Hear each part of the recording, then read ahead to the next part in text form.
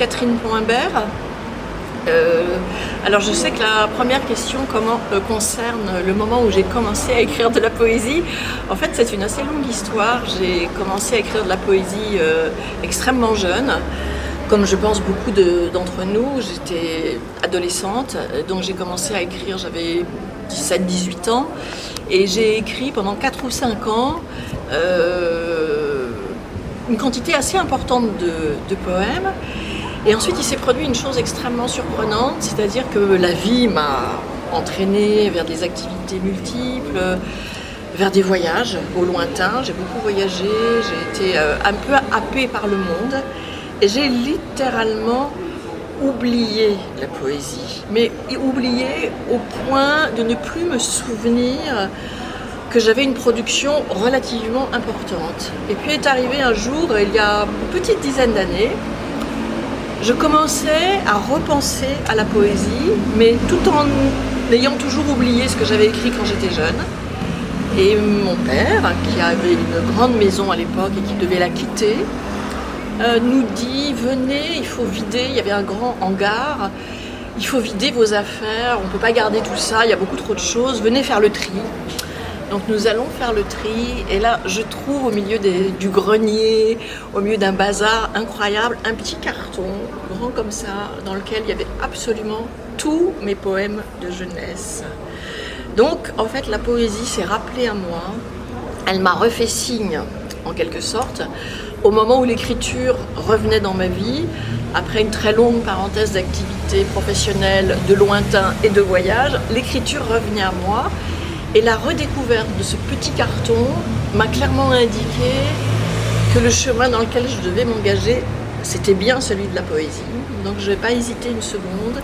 J'ai vraiment renoué avec cette écriture que je pensais découvrir, mais qu'en réalité, je connaissais intimement, puisque je la pratiquais depuis toujours. Voilà. Tout cela pour expliquer le fait que j'ai publié tardivement. Alors j'ai publié précédemment des essais, des récits, mais j'ai publié très tardivement la poésie. Mon premier livre est paru en 2020. Il est là, il s'appelle Légère et la vie parfois. Et puis le deuxième, qui vient de paraître cette année, s'appelle Les lits du monde. Voilà, donc mon rapport avec l'édition est bien sûr un petit peu particulier étant donné cette histoire, mais c'est aussi l'occasion au fond de souligner une chose qui moi m'importe beaucoup, c'est de dire que écrire est une chose, publier en est une autre, et qu'il n'y a pas nécessairement de lien de cause à effet entre l'écriture et la publication. On peut aussi être dans une posture d'écrivain qui a besoin de l'écriture, mais qui ne cherche pas nécessairement à se faire publier. Je sais que c'est une chose assez courante, hein, voilà. Donc le fait de ne pas avoir été publié pendant longtemps ne m'a pas posé de problème. Aujourd'hui, je suis très heureuse de l'être, vraiment, très heureuse de l'arrivée de ces 2 livres qui sont un peu comme des cadeaux. Donc voilà, c'est un peu ça mon histoire avec les débuts de l'écriture et la publication. Alors si on parle de poésie, j'ai peut-être deux références absolues qui sont d'ailleurs de manière assez surprenante dans des registres vraiment différents. J'ai d'une part une grande passion pour Philippe Jacotet, qui est un poète dont l'extrême pureté d'écriture, la simplicité, la modestie, le rapport extrêmement dépouillé aux choses et la simplicité, en même temps que l'élévation de vision, me bouleverse totalement. Il a une manière notamment de parler des paysages que je trouve totalement magnifique. C'est de la très grande poésie et en même temps avec cette humilité qui, je pense, appartient pleinement à la poésie.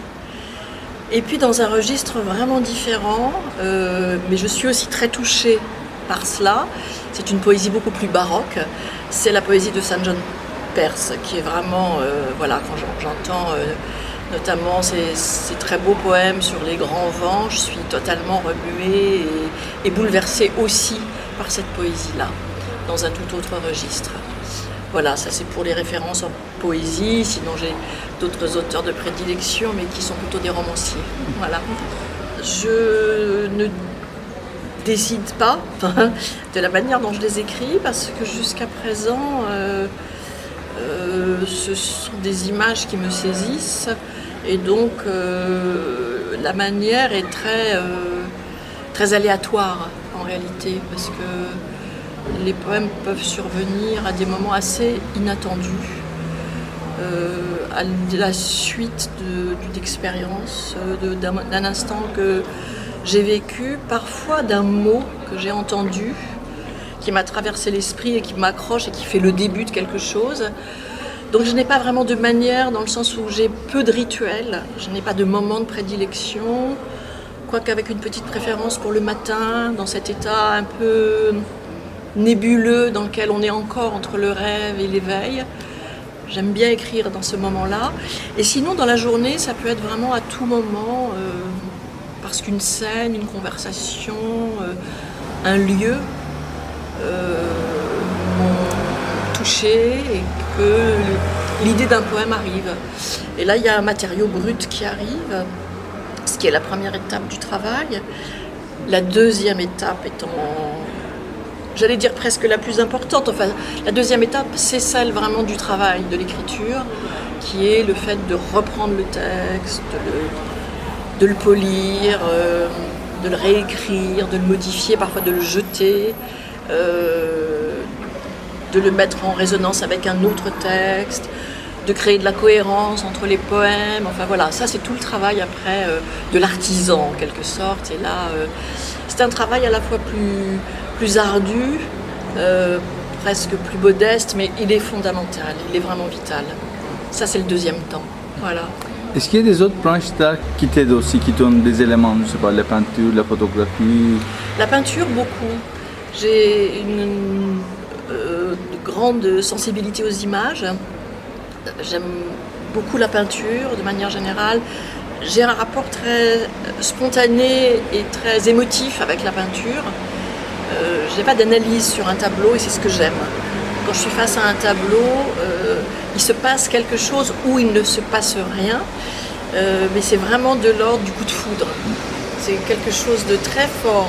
La peinture pour moi est quelque chose de... C'est une expérience qui est unique, qui ne ressemble à rien d'autre. D'abord parce qu'elle échappe aux mots.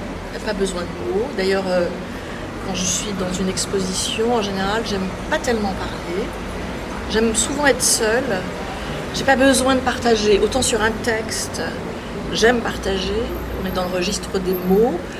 Autant sur la peinture, c'est vraiment une histoire entre moi et l'œuvre qui est en face de moi. Et oui, la peinture est quelque chose qui m'inspire énormément. Je suis en train de préparer un livre d'artiste, d'ailleurs avec un peintre. Donc ça, c'est une belle expérience qui me plaît infiniment. Ce dialogue entre la peinture et la poésie, pour moi, est vraiment magnifique. C'est quelque chose qui me séduit infiniment. Qu'est-ce que tu penses de la poésie actuelle francophone? Francophone, ça peut être Canada aussi, ça peut être ici aussi. Si tu en as, bien évidemment. C'est assez compliqué d'avoir un avis global et général sur ce qui se produit. On voit bien se dessiner des tendances entre la poésie de l'intime, qui représente une catégorie assez importante de la poésie, et puis à l'autre extrême, une poésie très expérimentale, voilà, qui a un rapport au langage plus théorique, plus articulé d'ailleurs, avec souvent étayé et appuyé sur une théorie. Donc c'est une autre manière d'aborder la poésie, qui n'est pas la mienne, mais qui a vraiment son intérêt.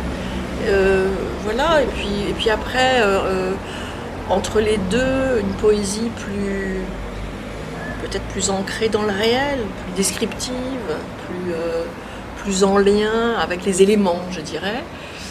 Voilà, c'est un petit peu les grandes tendances que je peux voir se dessiner aujourd'hui, mais je suppose que c'est pas spécifiquement francophone. J'imagine qu'à peu près partout dans le monde, on retrouve un petit peu les mêmes catégories, auxquelles on peut ajouter encore, mais dans la sphère francophone, ça s'est un petit peu amoindri, une poésie qui serait plus une poésie d'engagement. Et celle-ci, elle se pratique peut-être davantage ailleurs qu'en France, par exemple. Voilà, il y a eu des époques où il y a eu des poésies d'engagement parce que les événements et l'histoire dictaient aussi les engagements davantage peut-être que maintenant. Il y a eu, voilà, au moment des guerres, il y a eu beaucoup plus, bien sûr, de poésie qui prenait en compte des réalités comme celle-ci. Aujourd'hui, c'est moins le cas. Ça continue à être le cas dans d'autres pays, bien évidemment. Il y a des parties du monde où...